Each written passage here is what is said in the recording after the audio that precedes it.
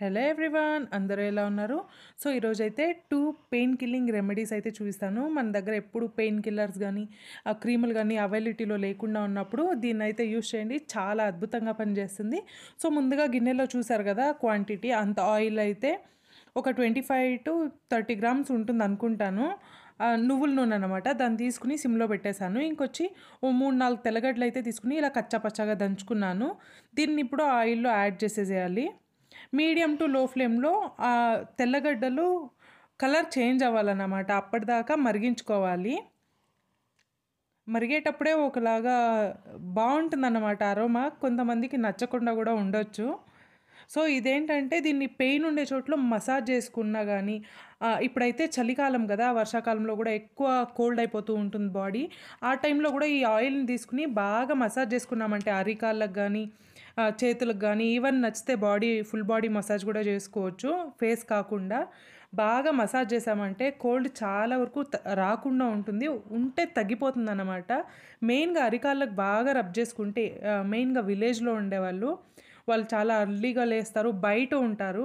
ఇంకా సిటీలో ఉండేవాళ్ళైతే బయటకి ఎక్కువగా ఉండం కాబట్టి, మనం కూడా చేసుకుంటే చాలా మంచిదే చెప్పాలి అంటే. బాగా అరికాళ్ళకి మసాజ్ చేసుకున్నామంటే కోల్డ్ చాలా వరకు తగ్గుతుంది. ఇంకా ఈ కోల్డ్ సీజన్‌లో పాత పెయిన్‌లన్నీ గూడా వచ్చేస్తూ ఉంటాయి గదా! అంటే బ్యాక్ పెయిన్ ఉన్నా గానీ, ఇన్‌కేస్ ఎక్కడన్నా స్కిడ్ అయి పడినా, ఆ పెయిన్‌లంతా గూడా ఎత్తేసుకుంటా ఉంటాయి. ఆ ప్లేస్‌లో గూడా ఈ ఆయిల్‌తో మంచిగా మసాజ్ చేసుకున్నామంటే చాలా వరకు పెయిన్ రిలీఫ్ ఉంటుంది. మార్నింగు, నైట్ గూడా చేసుకోవచ్చు. నైట్ మసాజ్ చేసుకొని అలాగే పడుకొని ఉండేసి, మార్నింగ్ కూడా స్నానం చేసుకునేకి ముందు గూడా ఒక మినిమమ్ 30 మినిట్స్ ముందు మసాజ్ చేసుకోవాలన్నమాట. అట్లా మసాజ్ చేసుకొని అట్లే స్నానం చేసేసుకోకూడదు. మినిమమ్ ఒక 30 మినిట్స్ ఉండిన తర్వాత బాగా వేడిగా స్నానం చేసుకుంటే చాలా వరకు పెయిన్ రిలీఫ్ ఉంటుంది. అండ్ ఇంకోటేంటంటే ఈ సాల్ట్ అన్నమాట. నా దగ్గరైతే ఇప్పుడు పింక్ సాల్ట్ ఉంది. నార్మల్ వైట్ సాల్ట్ కూడా యూజ్ చేసుకోవచ్చు. ఈ వైట్ సాల్ట్‌ని ఇలా మంచిగా వేయించుకోవాలన్నమాట. అంటే చాలా వేడిగా ఉండాలి. మనం తట్టుకునే దానికంటే కూడా కొంచెం ఎక్కువ వేడిగా ఉండాలి. దీన్నైతే కాటన్ క్లాత్ మీద వేసుకుంటాం కాబట్టి బాగా వేడిగా ఉండాలన్నమాట. దీన్ని హై ఫ్లేమ్‌లో, లో ఫ్లేమ్‌లో ఎట్లైనా వేడి చేసుకోవచ్చు.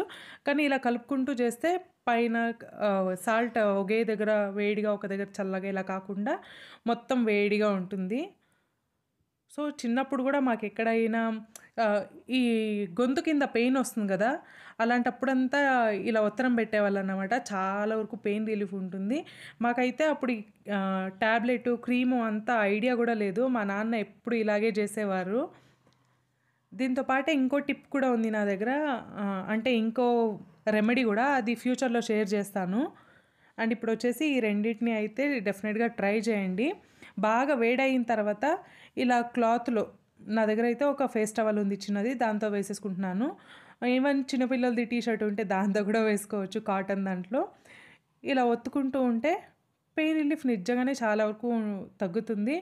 సో మీరు ట్రై చేయాలనుకుంటే డెఫినెట్‌గా ట్రై చేయండి. దీంతో సైడ్ ఎఫెక్ట్స్ ఏముంటుంది చెప్పండి? అంతా హోమ్ రెమెడీసే గదా! ట్రై చేయండి.